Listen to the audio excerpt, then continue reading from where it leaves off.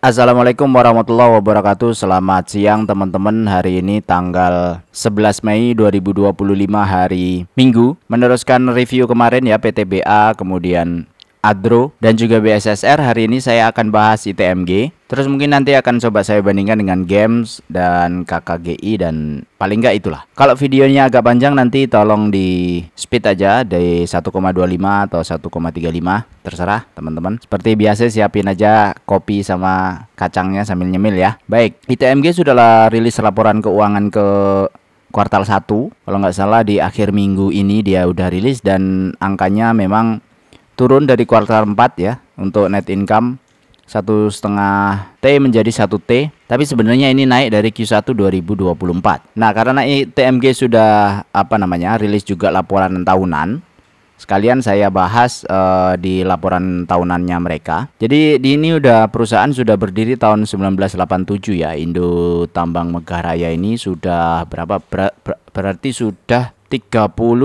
tahun di bisnis batubara. Jadi sudah sangat berpengalaman sekali. Ini ada bisnisnya tambang batubara, nah PT GPK, kemudian produksi batubaranya itu 20 juta ton, ini meningkat 20%, kemudian rehabilitasi ini di IKN, bisnis kontraktor juga, kemudian perdagangan batubara juga meningkat, lalu energi terbarukan terkait dengan solar panel. Terus kalau dilihat dari pemegang saham, ini ada Bambu Mineral ya dari Singapura 65%. Kemudian ada DJS Ketenagakerjaan ya, program JHT ini 13, sekian persen. Dan yang lain-lain ada Vanguard, kemudian ada institusi-institusi keuangan lain, termasuk juga Ketenagakerjaan program jaminan pensiun ya, JP itu ya. Ya gitulah ya. Nah, terus ke jumlah karyawan. Dia punya jumlah karyawan sekitar 2000-an. 1800 plus 291 berarti 2105 ya. Nah, ini menurun dari tahun 2023, jadi mungkin efisiensi 2023 ini sekitar 2200 ya, 2300-an. Dan secara kelompok umur rasanya juga menarik karena 36 tahun sampai 45 tahun ini yang paling mayoritas, dan dengan kondisi seperti ini mestinya pergerakannya bisa jadi lebih lincah gitu. Walaupun di umur 46 dan 55 ini juga meningkat, mungkin ya mendekati masa pensiun ya. Jadi pergeseran dari yang umur 36-45 di 2023 bergeser ke umur 46 sampai 55 tahun di 2024. Oke, langsung kita ke detail laporan keuangan. Pertama adalah di performa penting. Jadi 2020 sampai 2024 ini ada net revenue bersih dari 1 T, kemudian di 2024 ini 2,3 T. Salah satuan saya, sorry. Ini ribuan USD berarti sekitar 2,3 miliar dolar ya. 2020 itu pas lagi turun-turunnya harga batubara. Jadi kalau dilihat ini perusahaan sudah sangat teruji ya. Laba tahun 2020 itu masih membukukan laba nih, 37 juta dolar. Dan ini volume produksi dan volume penjualan nih, produksi di 2024 tertinggi nih di 5 tahun terakhir 20 juta ton. Kemudian penjualan juga 2024 juga tertinggi 24 juta ton. Nah, kalau ngelihat secara historis seperti ini, hari ini kan kita punya isu terkait dengan harga batubara yang turun sekali. Nah, di 2020 ini juga sama. Harga batubara itu menyentuh 51 dolar ya. 4951, kemudian 67 ya 2019. Tapi 2020 memang betul-betul sangat rendah harga batubara. Dan ITMG berhasil untuk lewat dari krisis itu. Artinya nanti kalau misalnya di 2025 ini harga batubara turun lagi dan mendekati ke angka-angka yang 2020, mestinya mereka sudah punya pengalaman gitu ya. Nah, itu penting untuk kita supaya kita pas waktu pegang perusahaan itu kita juga tahu seperti apa historinya. Terus dari sisi kinerja 2020 sampai 2024 ini ya sekilas saja karena saya fokusnya hari ini adalah nge-review laporan keuangan yang Q1 ya. Jadi kinerjanya ya bagus-bagus saja. Ini meningkat, turun sedikit ya di 2024 dan mungkin nanti di 2025 juga akan turun, tapi prinsipnya mereka tetap profit. Nah, ini kalau dilihat dari sisi rasio, tadi kan ngomong amount. Ini dari sisi rasio ngomong rasio laba bersih itu 2020 itu masih sisa nih 3,3%. Ini kalau di perusahaan otomotif atau di perusahaan yang manufaktur, profit net 3,3% itu sudah termasuk perusahaan yang lumayan sehat. Karena perusahaan sehat di manufaktur biasanya net profitnya itu di atas 5% targetnya. Jadi kalau 3,3 itu tinggal sedikit lagi itu sudah jalur hijau gitu ya. Tapi ITMG di 2020 itu pas waktu krisis-krisisnya itu masih bisa membukukan profit yang 3,3%. Nah, apalagi di area yang tidak krisis ya, 2021, 22, 23, 24, walaupun 24 mulai turun nih profit prosentasenya, yang mestinya masih memungkinkan untuk profit dari mereka. Terus dari sisi volume produksi batubara ini ya, tadi ya 20 juta ini paling tinggi, jumlah karyawan tadi udah, pemegang saham sudah. Nah, ini yang lumayan penting yang kemarin kita bahas di BSSR, kita belum dapat data ini, tapi di ITMG kita dapat ya. Mungkin nanti BSSR juga bakalan update. Di video saya sebelumnya kan saya sudah mention itu. Mereka harus update, kalau enggak 2 tahun lagi secara data di atas kertas itu habis cadangan batubaranya BSSR. Nah, di ITMG update cadangan batubara itu jadi 354 juta ton. Jadi sebenarnya bertambah dan punya sumber daya batubara itu 2,1 miliar ton. Yang awalnya di 2023 sumber daya batubaranya itu cuma 1,3 miliar dan cadangan batubaranya itu 281 juta ton. Jadi ini nambah karena ada satu lokasi lagi, apa ya tadi ya namanya ya. Pokoknya ada satu lokasi lagi yang dia itu ditambang dan baru 2024 beroperasi. Nah, kalau dia produksi 20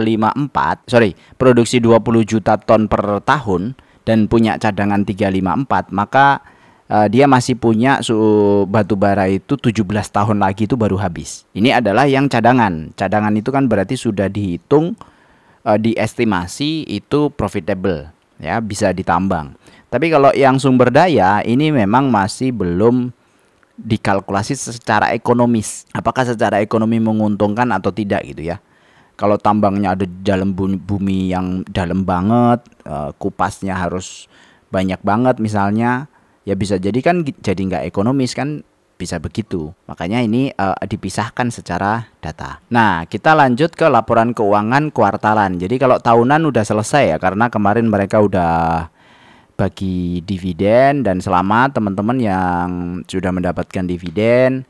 Selamat juga yang sudah take profit dan ngambil setelah cum date ya. Sekarang harganya kan lagi turun tuh. Ya terserah, bebas saja. Mau ambil dividennya monggo silahkan, mau ambil capitalnya monggo silahkan. Tapi in prinsip kita itu harus tetap bertahan di pasar modal. Jadi kalau kita bisa bertahan, artinya itu keahlian kita. Oke, dari 2025 Q1 dibandingkan dengan 2024 Q1, ini kas bagus. Jadi kasnya naik, oke. Kemudian liabilitasnya oke, malah turun. Jadi ini lebih bagus ya, makin kecil juga makin bagus.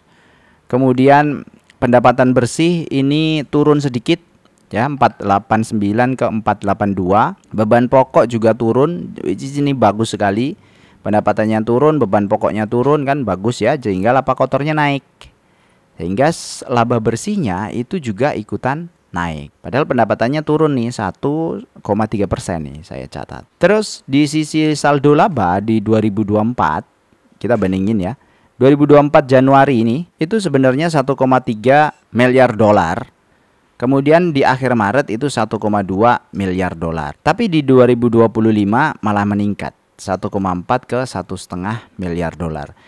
Maksudnya saya itu adalah perusahaan lain di Q1 itu jeblok-jeblok banget gitu. Tapi ITMG masih bisa membandingkan dengan kinerja keuangan 2024-nya ya, memang 2024-nya kecil ya. Itu bagus. Jadi apa ya?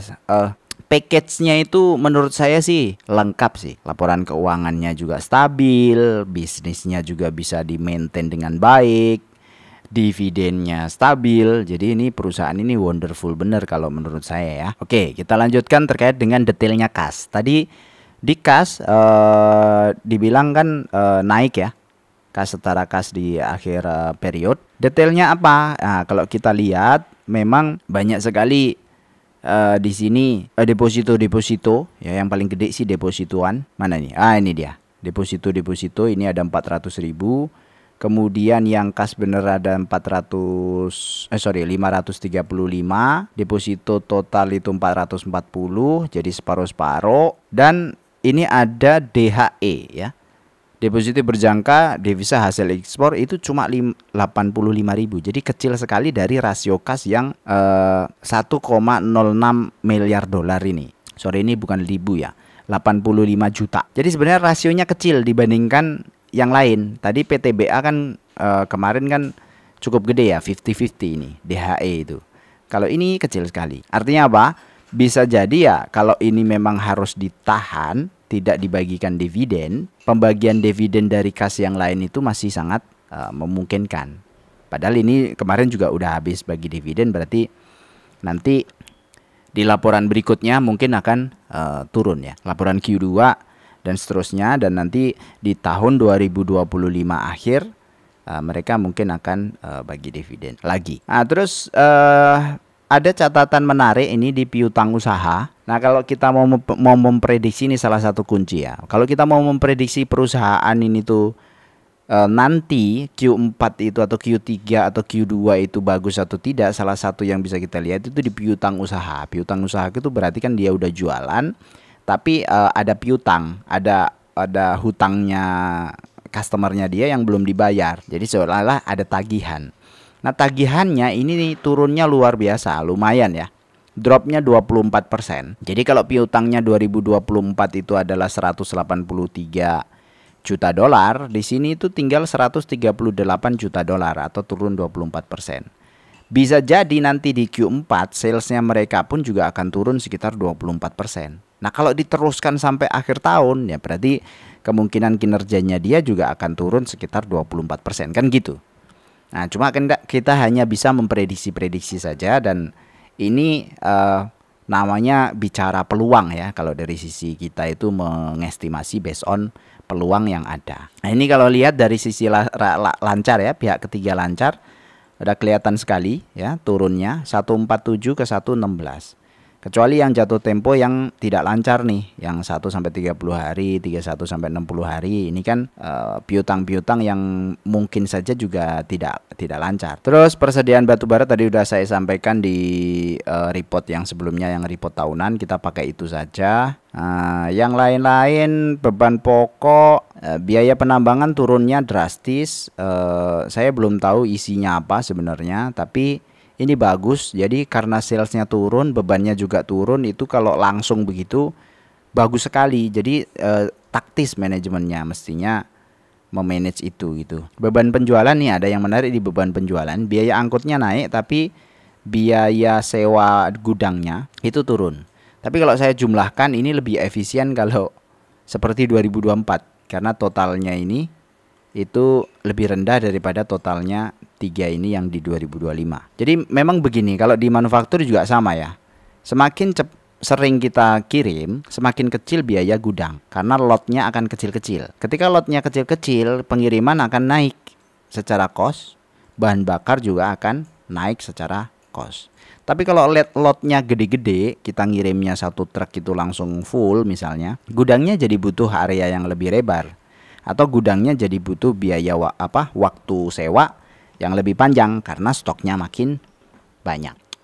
Nah, ada catatan menarik di 2025 ini, tanggal 31 Maret, grup memiliki komitmen penjualan 15 juta metrik ton. Ini komitmen penjualan ya. Nah, kalau komitmen penjualannya adalah 15 juta metrik ton, sedangkan penjualan 2024 adalah 24 juta metrik ton, berarti estimasi penjualannya 2025 kalau kita pakai angka itu bakal turun sekitar 36%. Bisa jadi akan seperti tahun 2022 secara volume. Kalau volumenya kecil, harganya turun, wah luar biasa itu. Luar biasa struggle. Jadi ini terjadi di hampir semua emiten batubara. Makanya di kuartal 1 ini kita harus hati-hati pegangnya. Ya kalau nggak mau floating loss ya mesti take profit dulu sebagian lah ya. Nggak usah cut loss. Karena nggak tahu sih, saya cut loss itu kalau terpaksa sekali aja. Karena ya stylenya kan dividend investing. Jadi maunya untung terus gimana ya. Kadang-kadang ada yang floating loss juga kadang-kadang tak biarin gitu. Mungkin itu jelek sih, harusnya jelek ya. Harusnya kita memanage itu dengan baik ya, ada money management yang baik. Karena namanya harga ya, kayak Hexa itu saya juga biarin aja tuh. Saya ada Hexa, floating loss juga lumayan. Itu jadi pengalaman buat saya karena bisnisnya mungkin bertahan, tapi memang lawan Cina itu nggak ada perusahaan yang mampu lawan Cina. Jadi perusahaan-perusahaan di Cina itu kan dapat subsidi kalau dia ekspor ya. Nah perusahaan-perusahaan seperti Sani, seperti yang jualan-jualan eksavator ya, itu kalau dapat subsidi dari negara, kemudian yang lawan adalah kayak Hexa misalnya Hitachi, itu single atau hanya perusahaan saja, ya pasti kalah, nggak bakalan menang. Kemarin juga ada yang nanya tuh di komen, gimana kalau Hexa UNTR lawan Cina gitu kan? Ya saya komen aja, nggak bakalan menang udah pasti. Terus kenapa UNTR sekarang bisa bertahan misalnya? Ya bisa jadi strateginya bukan melawan, bisa jadi dia strateginya adalah menjaga customer yang ada sekarang supaya dia tidak melirik namanya barang-barang yang dari Cina. Itu tantangannya di situ. Nah kalau dia turun sampai 36%, nah kira-kira gimana nih nanti kan gitu ya. Oke sekalian aja kita bandingin ITMG ya secara EPS 2025 itu kalau diestimasi di Stockbit angkanya 3762. Kalau ini berlanjut sampai akhir tahun dengan rasio dividen payout ratio 65%, maka yield dividennya itu turun 11% dibandingkan dividen saat ini. Saat ini kan sudah bagi ya, kemarin sudah ada interim dan kemudian ada final, itu total 3478 ya. 3478 kan 1228 plus 2250 ya. Itu kan yieldnya sekitar 15% setahun. Nah kalau misalnya seperti ini ya, turun bisa jadi 4-4%. Tapi 11% ini masih bagus buat saya gitu. Itu ITMG. Nah kita bandingkan dengan misalnya Games. Games itu masih EPS-nya masih 2024, jadi dia belum rilis laporan keuangan. Dia ada surat ya tertanggal 28 April di Games ini. Itu mereka akan mereview dulu laporan keuangan yang 31 Maret sampai selambat-lambatnya itu 31 Mei 2025. Jadi ini tertujunya ke Bursa Efek ya, direksi. Jadi mungkin dipanjangin supaya apa? Supaya semua udah rilis duluan gitu. Kemarin KKGI rilis duluan, diajar langsung sama market ya. Langsung turun jebret, langsung turun drop ya. Karena KKGI turun sekali, drop sekali. Dari 6 ke 2,6. Nah ini langsung jebret. Nah di sini. Nah, mana tadi? Nah ini dia. Nah kalau Games itu setahun dengan EPS-nya ini 2024 1267. Dividen payout ratio saya ambil 96% karena memang udah tinggi sekali Games itu. Dia sudah bagi 1050, udah 3 kali nih, 410, 397 dan 243. Nah sisanya itu tinggal 175 ya, berarti tinggal 1,9%. Ini Games ini akan RUPS tanggal 15 Mei. Berarti 15 Mei hari Kamis minggu depan gitu. Kalau estimasinya berarti kalau 15 Mei ya dia akan bagi sisanya aja ya, kecil ya. Kecil untuk ukuran perusahaan tambang, tapi karena dia baginya itu sampai 4 kali kadang-kadang setahun ya, totalnya ini 11,5%. Ini 13,5% ini ya termasuk lumayan gitu ya. Dan Games ini termasuk royal sekali bagi dividen. Terus ada Mitra Bara Adi Perdana yang sekarang lagi jadi bully-bulian ya di teman-teman retail. Kadang-kadang udah nggak serius di bisnis batu bara, jadi pindah ke tambak udang. Komen-komennya kadang begitu, mereka mungkin nggak tahu susahnya manage perusahaan tuh kayak gimana gitu. Kalau ownernya perusahaan tahu bahwa bisnis udang itu menarik loh. Kalau bisa ekspor ke Amerika dan kondisinya bagus, kemarin kan sudah saya bahas juga tuh, saya review di MBAP, ada di video saya di YouTube MBAP, salah ya. Nah ini ya, 2 minggu yang lalu lah ya, 2 minggu yang lalu. Nah, silahkan ditonton ya, search aja begini kemudian cari MBAP. Itu MBAP Kondisinya EPS 2024 di 246. Dengan 246 dia bagi dividen itu DPR-nya 73%. Maka yieldnya untuk harga sekarang sekitar 9,7. Ini harga ini saya ambil di Jumat ya, hari Jumat kemarin ya. MBAP kan 1850 nih, turun 2,2%, kemudian GEMS 9100, ITMG 22.100. Turun semua ya tiga-tiganya di hari Jumat kemarin. Nah, dengan seperti ini dia bagi kira-kira 9,7. Kenapa dia jadi di urutan atas? Karena saya shortnya based on ini, based on sisa dividen. Kalau based on shortnya based on dividen per tahun, ya pasti kalah ya MBAP-nya. Nah, ini akan RUPS 27 Mei, jadi masih akhir bulan. Jadi tunggu dulu, sabar dulu. Nah, terus selanjutnya ini yang terakhir adalah KKGI. Nah, ini KKGI yang kemarin saya bahas.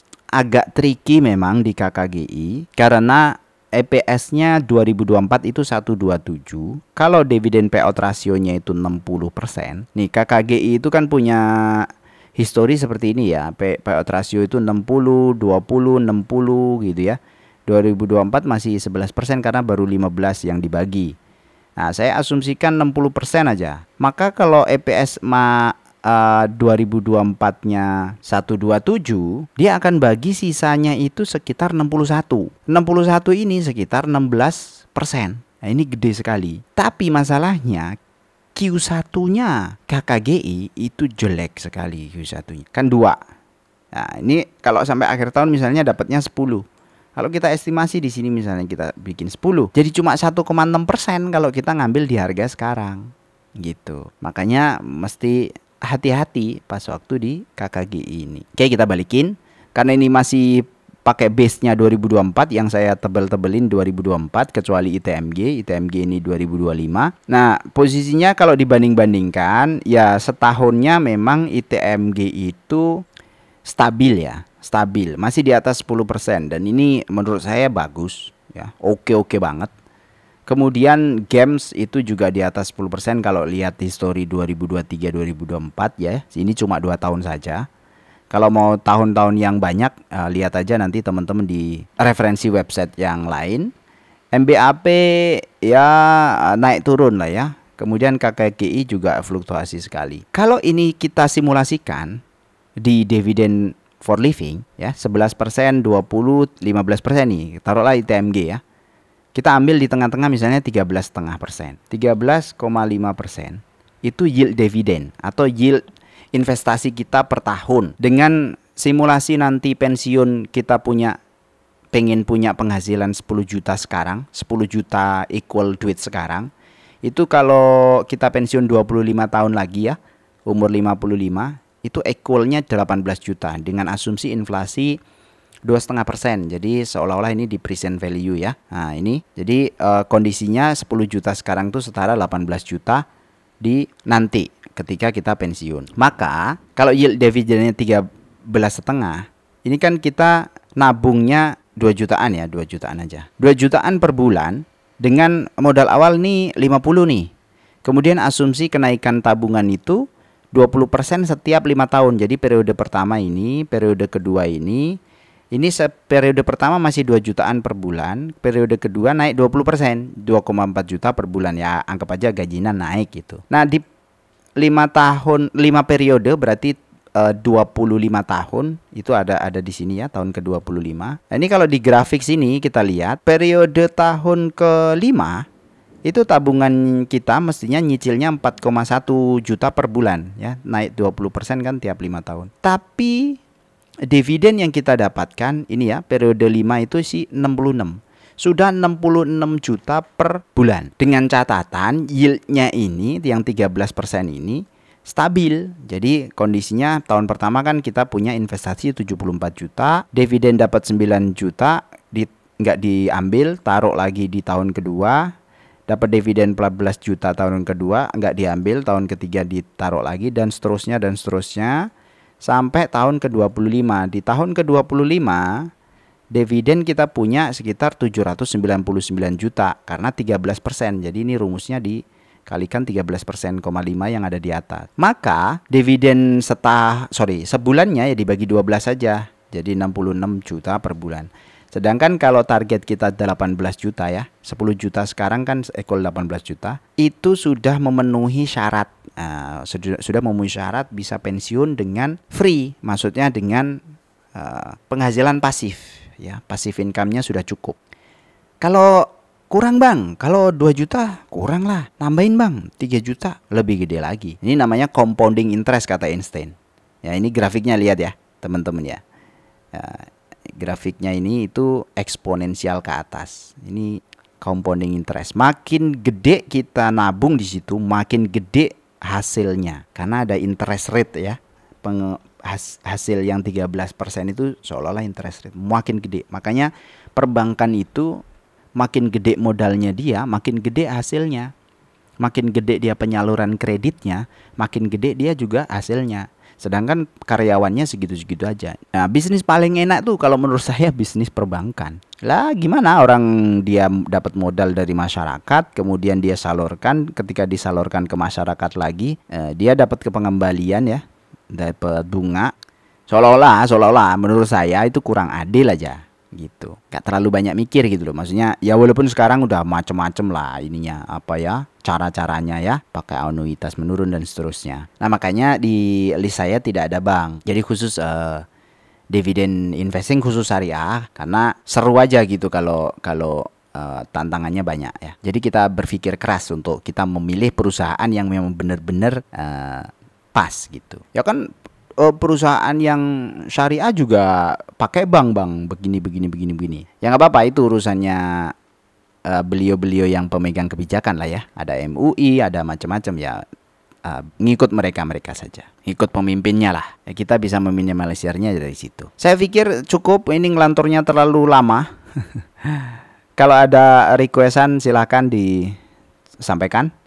Kalau ada pertanyaan juga sampaikan. Kalau ada masukan, saya butuh kritik ya, butuh saran atau butuh dukungan ya. Dengan subscribe jangan lupa, dan dikasih lonceng subscribe-nya, karena nanti ketumpuk dengan yang lain. Kalau dikasih lonceng kan ada notif. Nggak tahu, ini yang lihat video saya itu 80%, 90% itu nggak subscribe. Tapi ya ada aja yang nonton ya, sedikit-sedikit gitu ada aja yang nonton. Apakah dia orang baru semua gitu? Tapi makasih ya teman-teman yang sudah subscribe dan rajin komen. Ada Bang Arifin tuh ya, rajin komen, makasih banyak.